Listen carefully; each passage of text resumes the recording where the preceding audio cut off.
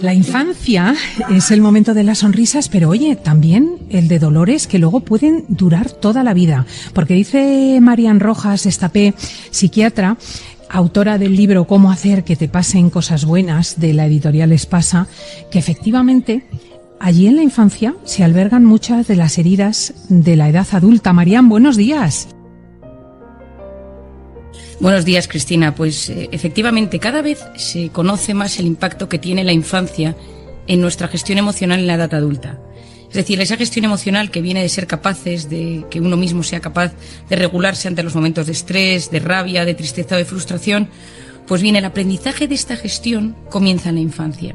Y que para que se active de forma sana es necesario que haya existido una figura cuidadora que sepa atender de forma correcta y equilibrada a este niño.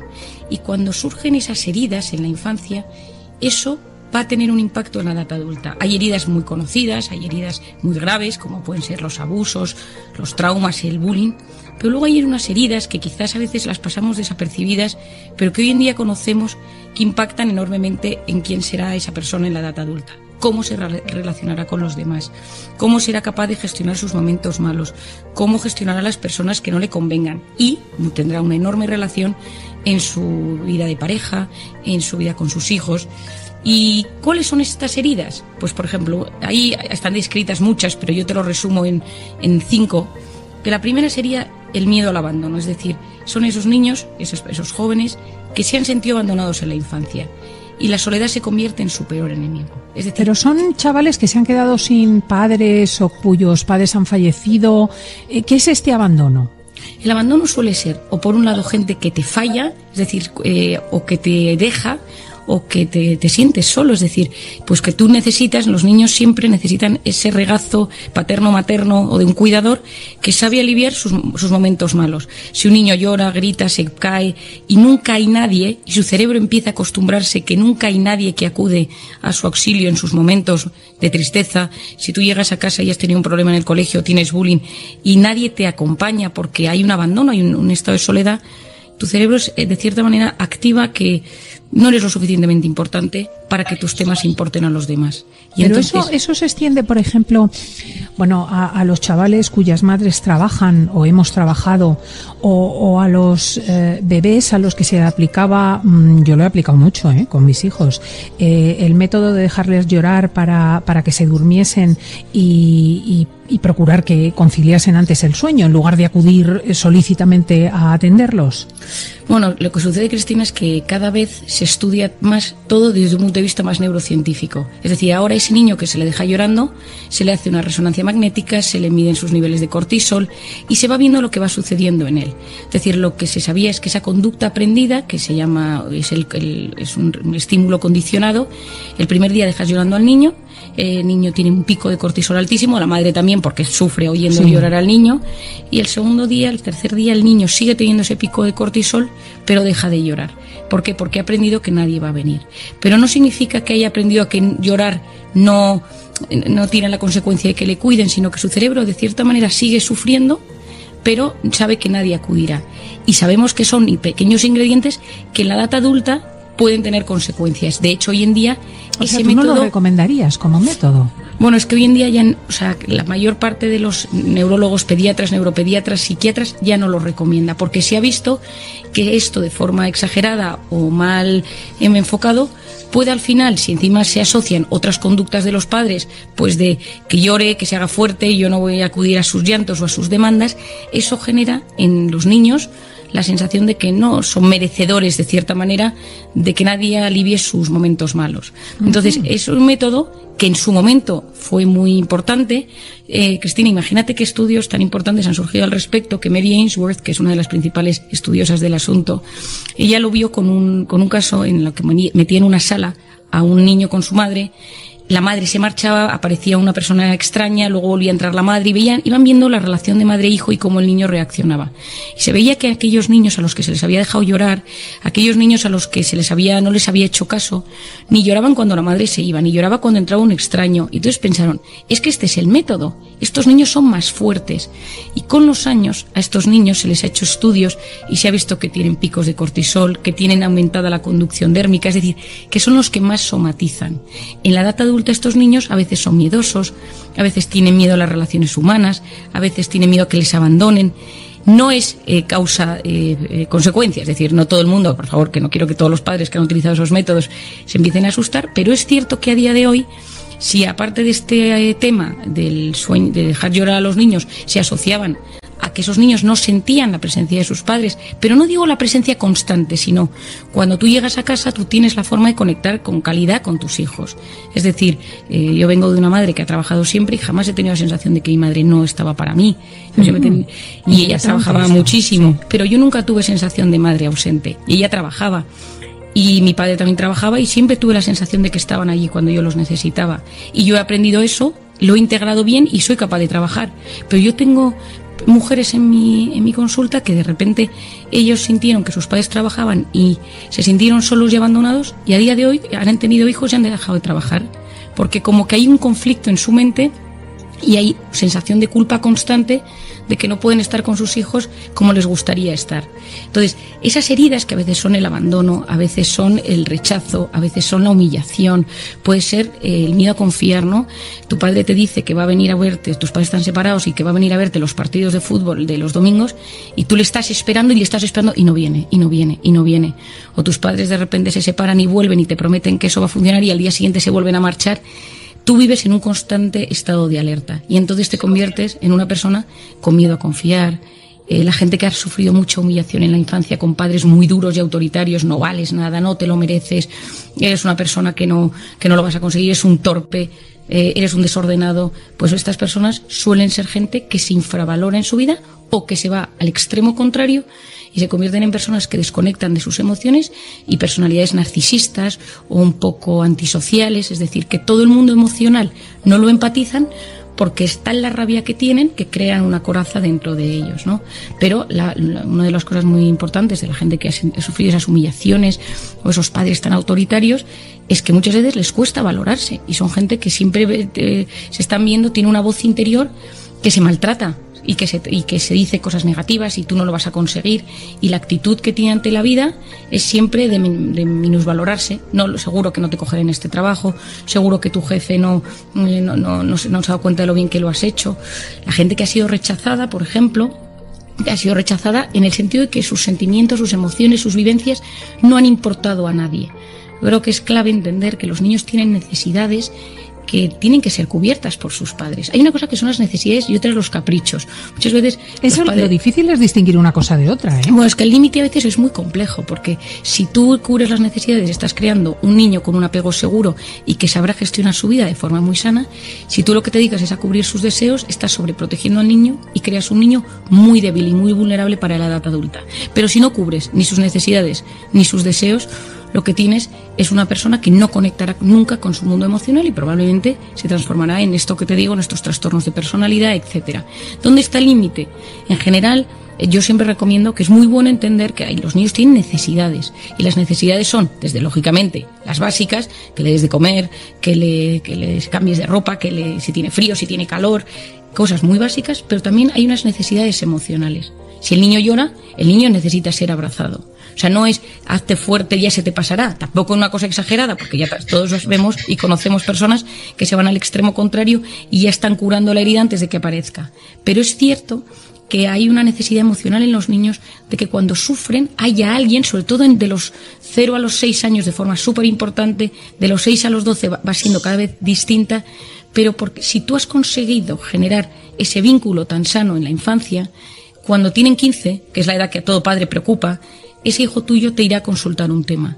Si sabe que le vas a rechazar, que le vas a humillar, que le vas a menospreciar, que no te importa su vida. Y cuando la madre acude o el padre acude, cuando el niño tiene 15 años, le dice, pero cuéntame qué ha pasado con tus amigos, cuéntame qué ha pasado con o quieres hablar con ellos de temas de sexualidad, de temas un poco más delicados, de drogas, etcétera, el niño se cierra en banda, porque sabe que no es un terreno seguro. Sabe que abrir el corazón a esa persona tiene un riesgo de sentirse herido, de sentirse dañado, y por lo tanto se cierra en banda. Y a veces... Y aquellos de nuestros oyentes que se reconozcan en esta descripción de una infancia donde han experimentado, o al menos subjetivamente lo han sentido, un abandono, un rechazo, una humillación, una injusticia, una traición, que serían los 5 puntos que has mencionado al principio, ¿qué pueden hacer? ¿Esto se puede restaurar en la edad adulta? Lo primero de todo es que tienes que aceptar que esa herida existe dentro de ti.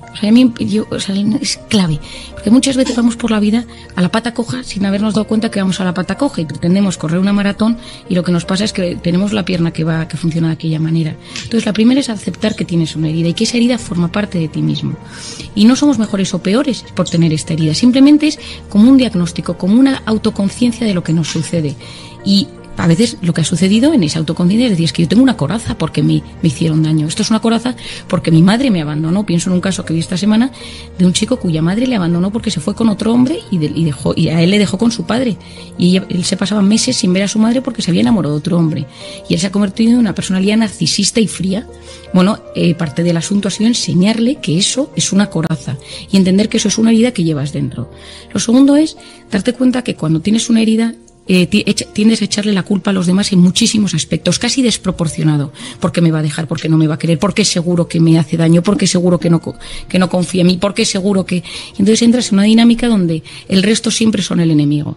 Y a veces eso es un camino de aceptación de que tienes una visión, una interpretación de los demás un poco más dañina por todo esto que ha sucedido. Luego hay un punto que me parece clave, Cristina, y quizás revolucionario, ya me vas a entender ahora, que es que tienes derecho a enfadarte con esa persona. Es decir, si fueron tus padres, si fueron tus abuelos, un tío tuyo que es tu padrino y que te hizo muchísimo daño, alguien que te mintió, un hermano. A veces uno cree de forma errónea que lo importante es olvidarlo y perdonarlo y que no pasa nada, pero hay no sé, el derecho a enfadarse, aceptar que quizá te tienes que distanciar de esa persona durante una temporada hasta que cures esa herida, porque si es un padre o una madre esto hace muchísimo daño y de repente esas heridas se vuelven a abrir en momentos vulnerables de la vida. Y entonces a veces uno tiene que decir, me tengo que alejar de esta persona porque me hace daño, y a través de la distancia es mucho más fácil perdonar. El perdón con la persona con la que estás todo el día, si es una madre, si es un abuelo, si es un tío, si es un primo, si es alguien que tienes de forma muy cercana, es muy difícil. Y luego pasa esa fase de perdón. El perdón es un acto de amor. Yo siempre digo que perdonar es ir al pasado y volver sano y salvo, pero es algo lento y es un trabajo interior que requiere muchísima paciencia. Y luego también tenemos que observar, yo diría como conclusión, esa herida, qué consecuencias tiene en mi vida. La tiene mi trabajo porque soy profundamente inseguro, la tiene mis relaciones de pareja, la tiene mi forma que educo a mis hijos porque me he convertido en una persona ultraprotectora por miedo a que me pase lo que me pasó a mí. Y cuando uno lo ve de forma práctica, en su presente, es mucho más sencillo que sea capaz de forma casi conductista, decir, ay, este tema lo tengo que... O sea, como que en su cabeza hay una alerta que le dice, este tema cuidado, que sabes que con los niños tú tiendes a sobreproteger, cuidado con las parejas, que tú tiendes a hacerte dependiente de ellos, cuidado con tu jefe, que tiendes a infravalorarte. Y cuando uno lo tiene tan desmenuzado el comportamiento, cuando lo tiene tan bien analizado y entiende de dónde acude y sabe si hay rabia o hay tristeza o hay frustración, uno puede ir desmontando y curando esas heridas. Pues fascinante, verdaderamente, este espacio sobre cómo influyen las heridas de la infancia en las conductas de la edad adulta. Marian Rojas, muchísimas gracias. Gracias a ti, Cristina, como siempre. Un gran abrazo.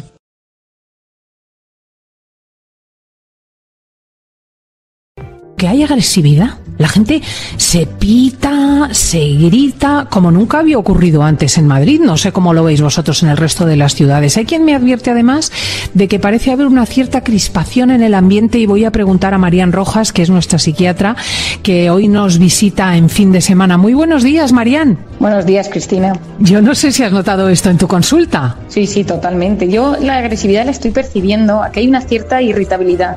Aunque la agresividad es un poco más fuerte, ¿no? Es una emoción que a veces es aprendida, a veces es consecuencia de estados de tensión, a veces pues también depende, por ejemplo, del consumo de las drogas, pero que hay personas que tienen más tendencia a responder de esta manera. Es decir, esta agresividad puede ser consecuencia de algo que hemos sufrido en la infancia, es decir, de haber sufrido un abuso, de haber tenido una infancia donde no nos hemos sentido queridos, donde hemos generado una tolerancia muy negativa a la frustración, y a medida que nos vamos haciendo mayores, esa agresividad se va surgiendo en diferentes aspectos de la vida. Y estas personas agresivas suelen tener unas características comunes. Por ejemplo, son personas poco tolerantes. Cuando tú estás hablando de un tema, pues responden de forma muy abrupta. Y de hecho en las discusiones a veces intentan ganar por intimidación. Es decir, no es tanto el contenido sino la forma. Son personas que muchas veces pues tienden a ser muy impulsivas. Es decir, que de repente pues responden lo primero. Hay gente que razona y actúa, y hay gente que actúa y luego dice, ay Dios mío, y hay gente que ni siquiera es capaz de decir, ay Dios mío, que ahí tenemos que se queda tan contenta. Y luego también tenemos el lenguaje obsceno que se mete en estas personas, ¿no? Que es como que utilizan esas palabras, las palabrotas, los tacos, los insultos, un poco para tener esa autoridad. Mucha gente agresiva lo que tiene es una gran frustración e inseguridad de base. Y la manera de poder llegar o de poder controlar, que es muy típico de la gente agresiva, es la necesidad de control. Yo, si alguna persona que me escucha pues ha tenido agresividad dentro de la pareja, sabe que uno de los temas que subyace es que el otro quiere controlarle la vida, y cuando siente que no le controla todos los aspectos de su vida, surge esa agresividad. Y luego la agresividad también a veces surge en personas que, como están en estado de tensión, esto está en cómo encuentra tu persona vitamina, yo lo explico, en ese cortisol que nos intoxica, en esa agresividad desactiva la oxitocina, que es la hormona de la empatía. Entonces son gente poco empática, se pone pocas veces en el lugar del otro, le cuesta mucho pedir perdón. Y entonces eso cuesta, porque tener una persona así en la vida que está como siempre enfadado, parece que son gente que está enfadado con la vida. Si te parece, vamos a abordar dos capítulos distintos. Uno, el agresivo, digamos, de nacimiento, la persona que tiene esta tendencia temperamental, y luego la agresividad ambiental que estamos notando después del COVID. Vamos con la primera. La primera es más típica, o sea, nadie nace agresivo, es decir, tú puedes tener un padre que lo era y que tú por copiarlo, porque genéticamente o porque hay más propensión al tema, pero como agresivo, todos tenemos una parte agresiva de supervivencia, ¿no? Pues que si de repente ves que te pegan, pues pegas, pero es por supervivencia. Pero esa agresividad tan fuerte que conocemos suele ir muy aparejada en infancias donde uno ha visto mucha violencia en casa, donde uno ha vivido en un estado de tensión mantenido, consumo de drogas, donde no te has sentido querido, donde tuviste bullying. Mucha gente agresiva tuvo situaciones de bullying en la infancia donde le hicieron daño, y entonces ha desarrollado una personalidad que está enfadada, que necesita agredir, que necesita hacer daño a los demás. Y luego está esta segunda, que tú me comentas, que es que estados de tensión mantenidos, de incertidumbre y de estrés generan cambios en la amígdala, que es la zona como de gestión emocional, y que te hace ser más propenso a enfadarte, a que todo te siente peor. Si tú llegas tarde a una reunión con una persona que no te cae bien, pero que es necesario para tu trabajo, como se te cruce un coche, es que le puedes decir de todo. O sea, los insultos en el coche yo creo que es eso, y cuando uno ve un partido de fútbol, por ejemplo, que de repente te salen unos gritos contra el árbitro desproporcionados, ¿no? Uno ve los partidos de fútbol, la gente como grita, y es como un despliegue de tensión y agresividad. Pero eso yo creo que casi, fíjate, a mí me da la impresión que es una liberación, que la gente se ha entrenado para desfogarse en los partidos en lugar de en otros lugares. Bueno, efectivamente, porque es un sitio donde está permitido. Es decir, es como que no se ve mal. Si tú vas por la calle y te pones a gritar, pues se ve mal. Dentro del coche es como que es tu espacio, es tu cubículo y puedes decir lo que quieras. Yo siempre digo que eso, bueno, pero ten cuidado si tienes niños delante, porque los niños observan muchísimo esos comportamientos. Si tú quieres que tu hijo luego no tenga esa agresividad, necesitas dar buen ejemplo. No podemos pretender que nuestros hijos hagan cosas que no hacemos. Nuestro hijo no grita, pues puede de repente, seguro que alguno ha observado ese dibujo en el que sale un padre que grita a una madre que grita al hijo, el hijo que grita al hermano, el hermano no, y de repente el pequeño un peluche, ¿no? Es decir, que la agresividad se contagia porque el ambiente se ve como una tensión constante, y por eso muchas veces cuando uno se nota más agresivo tiene que hacer un stop en su vida y decir, un momento, esta agresividad es porque yo soy impulsivo y ahora esto es pues el COVID o la incertidumbre o el confinamiento me lo ha desatado, es porque de repente últimamente he cambiado y esto yo no era para nada así, hay algo.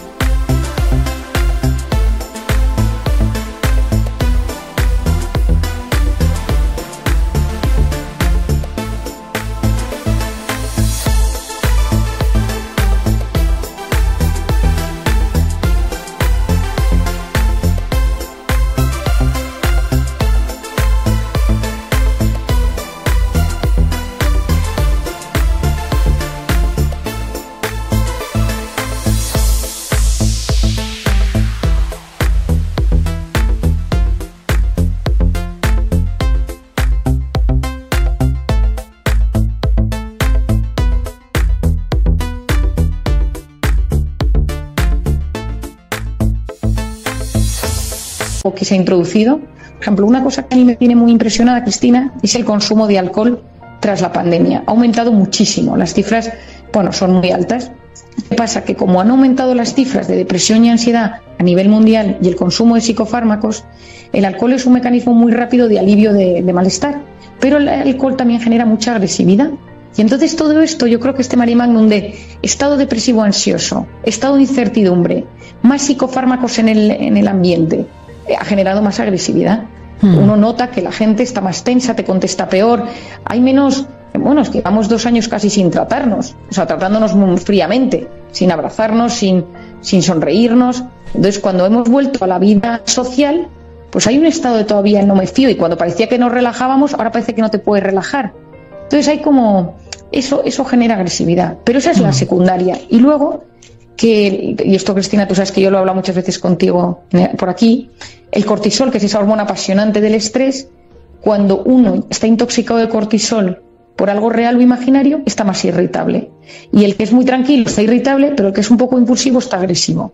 Y de repente el otro día un paciente es un tipo impulsivo, pero que se controla, pues me decía, Marian, es que noto que necesito, que me darían ganas de pegar. Dice, yo tengo como ganas de pegar, ¿no? Siempre digo que cuando notes que tienes ganas de ya hacer daño, que pidas ayuda, ¿no? Que para relajar, para aprender a tener técnicas, ¿no?, de relajación, de conectar con lo bueno, porque mucha gente no sabe parar ese bucle. Ya fue muy tarde. De repente no puedo, o los niños. Esto también se vio en las casas durante el confinamiento, de padres que estaban más agresivos de lo normal hacia sus hijos, les gritaban, les humillaban. Y luego decían, no olvidemos que está la agresividad física, la agresividad verbal, y luego la agresividad esa psicológica, ese maltrato psicológico de silencios, de momentos donde tú esperas algo de alguien y esa persona te hace un vacío terrible. Eso hace muchísimo daño.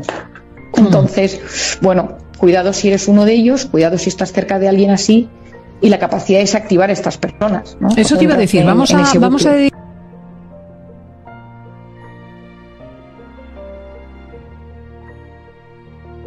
la última parte del espacio a desactivar la agresividad. ¿Cómo se hace?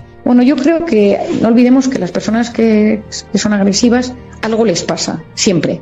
Son personas que están o pasándolo mal o son personas heridas por la vida.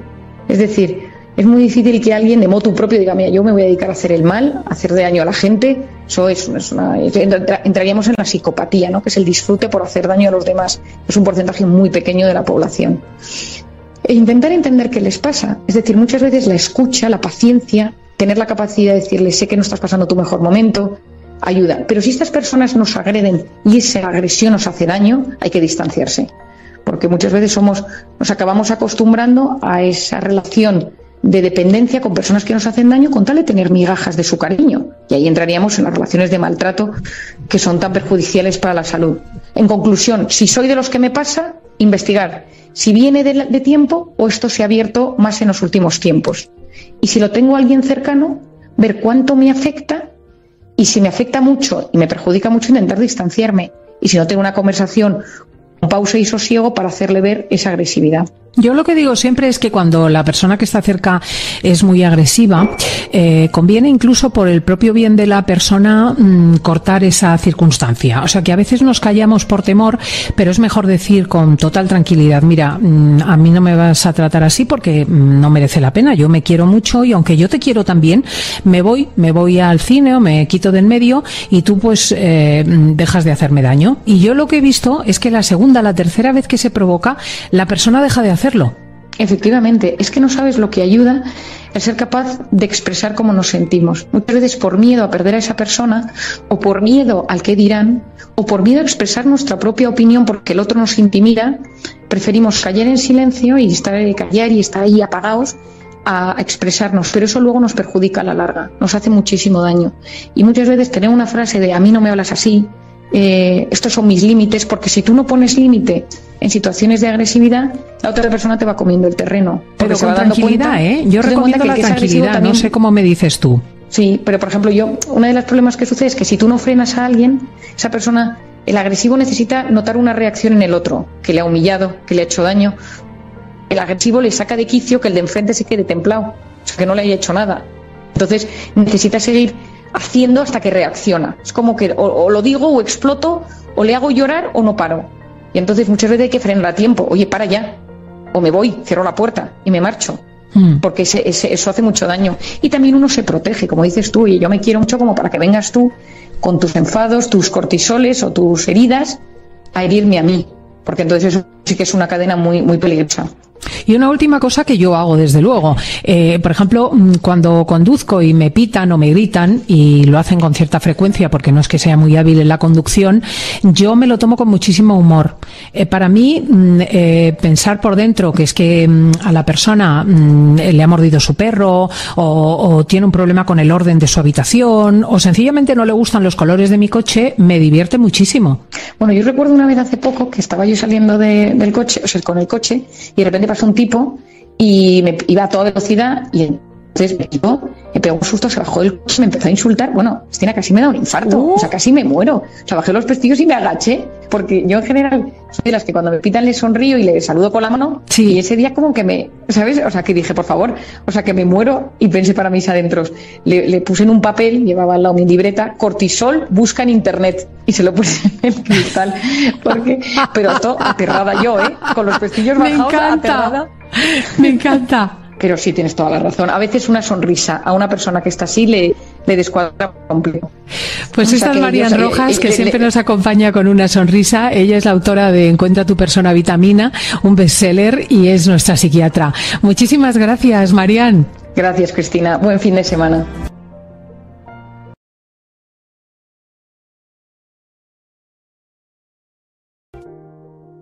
Hay un término que ha irrumpido en los últimos años, la inflamación. Tomar medicamentos inadecuados, no descansar, comer cosas perjudiciales, no solamente te hace engordar o te hace ponerte nervioso, es que te inflama el organismo. Y la inflamación está en el origen de muchísimas enfermedades, por ejemplo el cáncer. Bueno, pues resulta que la inflamación también tiene que ver con tu cerebro y con la salud mental. Marian Rojas Estapé es nuestra psiquiatra, autora de Encuentra tu persona vitamina y cómo hacer que te pasen cosas buenas. Marian, buenos días. Buenos días, Cristina. Vamos al diván de Marian, esta vez con la inflamación. Bueno, Cristina, es que este es un tema importantísimo y de hecho yo estoy absolutamente segura que...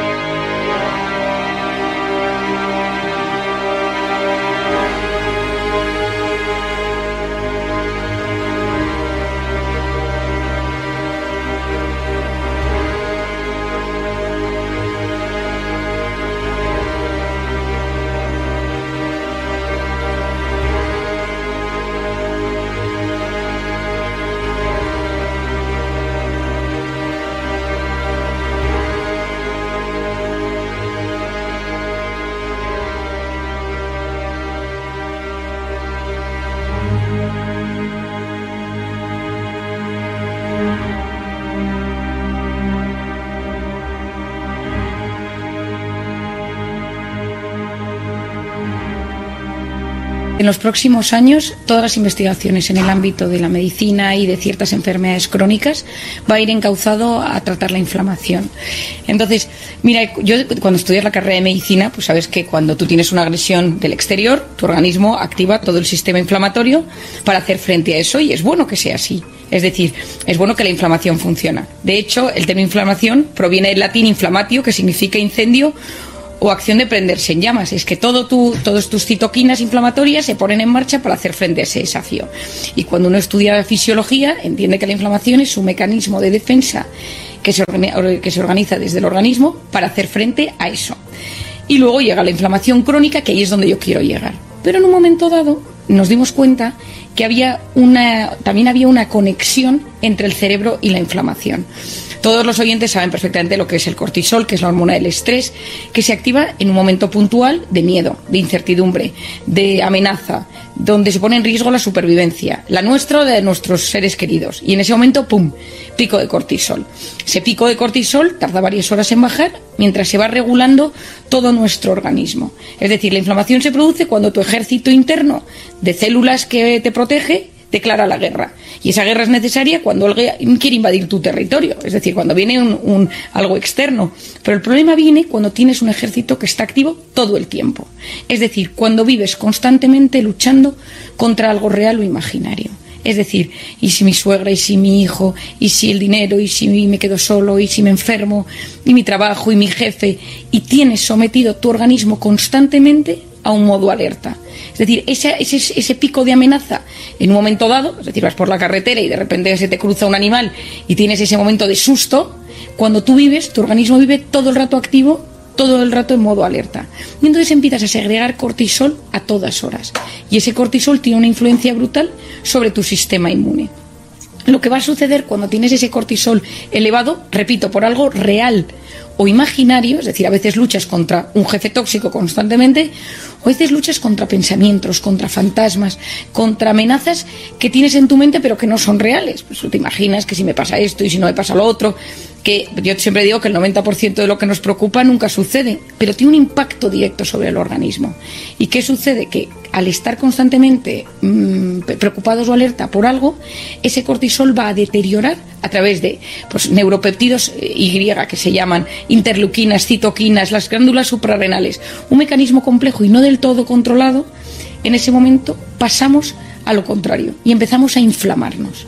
Gastritis, gastroenteritis, amigdalitis, colon irritable, todas las enfermedades. Y empieza un tema autoinmune, es decir, tu sistema inmune se vuelve en contra de ti y empiezan a surgir muchas enfermedades autoinmunes. Por lo tanto, esa inflamación tan conocida hoy en día en otras enfermedades también proviene de cuando tu cerebro vive en modo alerta, cuando constantemente vives preocupado por algo real o imaginario, o llevas unos ritmos de vida que no son los adecuados. Y en un momento dado, Cristina, esto se llevó, pues imagínate, yo esto lo leí, yo ya lo puse en cómo hacer que te pasen cosas nuevas, porque leí un libro de uno de los principales investigadores que se llama The Inflamed Mind, la mente inflamada, donde varios investigadores empezaban a hacerse la pregunta, ¿y si la depresión o algunas depresiones fueran enfermedades inflamatorias de zonas del cerebro? Imagínate ya qué concepto tan avanzado y tan interesante. Entonces, en un congreso mundial de psiquiatría, pues había una sesión, un taller de un psiquiatra que hablaba de todo esto, ¿no? Y entonces él ya empezaba a investigar y él decía, porque claro, la gente con colitis ulcerosa, un porcentaje bastante alto, tiene problemas depresivos. La gente con inflamación de la piel, desde dermatitis, psoriasis, etcétera, tiene un tema de estrés y de depresivo. La gente que tiene enfermedades inflamatorias sistémicas, es decir, del cuerpo, se vio que porcentajes muy altos pues acusaban problemas depresivos. Y entonces entró la duda, oye, ¿será que en el cerebro también está sucediendo algo? Y se empezaron a hacer resonancias magnéticas, se empezaron a estudiar y se vio que sí. Entonces, ¿por qué es esto tan interesante, Cristina? Porque, bueno, una de las cosas que eso te iba a preguntar, porque además, ¿qué consecuencias tiene que el cerebro se inflame? Bueno, lo primero es que probablemente no responda a antidepresivos, a los normales de toda la vida, como debería responder. Es decir, si tú estás hablando de un tema inflamatorio, los antidepresivos, su función no es tan antiinflamatoria, de hecho va por otros canales neuronales. Y se empezó a ver que había cosas, voy a decir cosas entre comillas, que te digo cuáles, antiinflamatorias, que sanaban a esos pacientes. Es decir, se empezaron a buscar tratamientos antiinflamatorios. Desde cosas fáciles, una dieta antiinflamatoria, que hoy en día hay libros maravillosos sobre ello, y entonces, porque esto se ha investigado muchísimo, y hay médicos dedicados en cuerpo y alma a esto, y entonces, de repente, pues gente empezó, pues vamos a empezar una dieta antiinflamatoria. Que se vio que mejoraban los síntomas psicológicos y que la enfermedad de base que tuviera, desde un hipotiroidismo a una artritis a una esclerosis múltiple, pues había síntomas que mejoraban. Es decir, ese cuidado de la dieta era fundamental. Lo segundo es que se empezaron a dar temas, moléculas o fármacos, pero no fármacos, sino como suplementos antiinflamatorios, desde el omega 3, pasando por la cúrcuma, la vitamina D. Ahora mismo hay estudios brutales sobre el efecto de la vitamina D en la inflamación, probióticos, trabajamos mucho con probióticos para bajar inflamación, e incluso algunos psiquiatras daban dan antiinflamatorios. No el ibuprofeno de toda la vida, pero antiinflamatorios potentes que por prudencia, porque no quiero que todo el mundo se ponga a tomar pastillas, no lo digo en la radio. Pero ¿por qué esto me parece tan interesante? Porque hay veces que yo tengo en consulta pacientes con cuadros depresivos abigarrados, que llevan toda la vida, que están mal, que somatizan por todos lados, que no responden bien a antidepresivos, y entonces hacemos un análisis de sangre con marcadores antiinflamatorios, desde las interleuquinas, la PCR no la del COVID, sino la PCR, la proteína C reactiva, etcétera, y haces una batería de pruebas que son marcadores inflamatorios que hoy en día vamos conociendo y que yo creo que aquí a 2 años hasta serán de protocolo en muchísimos lugares, y de repente si ves que todo eso está alterado, por supuesto el cortisol también lo pides en sangre, pues te das cuenta que hay un componente inflamatorio, que es lo que se denomina la inflamación de bajo grado. Y esa inflamación de bajo grado, si somos capaces de sanarla, el organismo se siente mejor. Si esa inflamación de bajo grado se nos descontrola, lo que sucede, Cristina, es que puedes activar ya enfermedades graves. Y entonces, ¿qué ha sucedido con el COVID? Que el COVID ha activado mucho la inflamación de bajo grado. Efectivamente, sí, lo comentábamos en la primera parte del programa. Claro, porque ¿qué ha pasado? Activas el miedo, activas la enfermedad, activas las noticias negativas. Nunca sabes qué vas a poder hacer. Ahora sí, ahora no, ahora sales, ahora no sales, ahora te confinan, ahora la vacuna. Y todo eso hizo que el organismo viviera en un modo alerta durante 2 años muy enfermizo. Muy enfermizo. Te quería preguntar una cosa. La persona que no tiene los tobillos hinchados, que no tiene las manos inflamadas, ¿no está inflamada? Bueno, la inflamación la podemos ver de varias maneras. Puede ser inflamación articular, pero puede ser inflamación, por ejemplo, que es clásico, intestinal. Los gases, las deposiciones, ese cambio de estreñimiento, diarrea, los gases, todo eso es muy inflamatorio. El reflujo, la gastritis. Es decir, hoy en día la gente dice que el cerebro, que el intestino es el segundo cerebro. Algunos dicen que es el primer cerebro, pero yo jamás reconoceré que el intestino nos ha quitado el lugar. Pero efectivamente el intestino es el segundo cerebro. Y entonces automáticamente tú tienes, bueno, aquí no le ha pasado, tienes una cita romántica o te pegan un susto y el primer sitio donde te das cuenta es en las tripillas, que algo pasa ahí, se te hace uno en el estómago junto con las taquicardias, ahí está el tema, ¿no? Y quien no ha tenido momentos en su vida que dice, yo creo que este estrés me está generando algo, y entonces de repente pues desde una bajada en un cambio en el sistema inmune, empieza el Helicobacter pylori o empieza pues toda esa sintomatología digestiva. Entonces, clásico, sintomatología digestiva, cansancio, hinchazón abdominal, hinchazón articular, piel. No nos olvidemos que el sistema nervioso y la piel provienen del ectodermo, de la misma capa del embrión. Entonces, la cara es el espejo del alma y es el espejo del espíritu, y si nosotros vivimos en alerta, una de las cosas que más lo nota es así, y la piel, por ejemplo, las rosáceas, las dermatitis, todo eso tiene una enorme inflamación. Y luego hay sensaciones de inflamación, es decir, que la gente se nota como que el cuerpo le pesa por cansancios extremos, por una sensación de malestar, porque, por ejemplo, se te duermen las articulaciones, o se te duerme la lengua, o tienes un tic en el ojo. Todo eso es que nuestro organismo se está poniendo. Y luego que hay un tema de cómo bajarlo. Es decir, la ventaja es que hoy en día conocemos mecanismos buenos, naturales, para bajar estados inflamatorios. Primero, la alimentación, clave. Yo suelo recomendar a todo el mundo que tome omega 3 y vitamina D, que se lo pregunta a su médico de cabecera, a alguien que sea del ámbito sanitario en su entorno de confianza, y que se lo paute. Pero es muy bueno porque baja esos niveles inflamatorios y te ayuda. En mi caso particular, yo lo tomo todos los días porque a mí se me inflama la boca. Yo lo tengo en la boca. Entonces mis problemas están en la boca y yo esto lo descubrí en mí a través de la boca. Por otro lado, el ejercicio. El ejercicio es antiinflamatorio porque cuando haces ejercicio produces una sustancia que se llama BDNF, que hablaremos un día de ella, Cristina, porque es interesantísima, sí, que lo que hace es enlentecer el envejecimiento de las neuronas y bajar la inflamación. Y cuando haces ejercicio consigues bajar inflamación. La tercera son las relaciones sanas, que te abraces, ya sabes que yo soy muy pro abrazos, ¿no? Pues los abrazos y la oxitocina potencia el sistema inmune y por lo tanto baja ese estado de alerta y puede mejorar a la larga la inflamación. Sentirte solo es horroroso para la inflamación. Yo digo que el siglo XXI es el siglo de la inflamación. La gente va inflamada por la calle y hay que conseguir métodos antiinflamatorios naturales, métodos antiinflamatorios afectivos, relaciones sanas. Si tú vives constantemente luchando en tu relación de pareja, peleado con tu cuñado, con tu yerno, con tu suegro, con tu jefe, con tu vecino, pues es que eso es estado de alerta constante. Igual que cuidamos y sabemos que hay alimentos que te inflaman, sabemos que hay estados de la mente, estados de formas de conectar con la realidad que son profundamente inflamatorios. Bueno, pues creo que hemos desglosado muy bien esta nueva amenaza, la de la inflamación, cómo hacerle frente. Escuchar a Marian Rojas Estapé es siempre una garantía de mejorar en la existencia. El diván de Marian. Muchísimas gracias, amiga. Muchas gracias, Cristina, y un gran abrazo.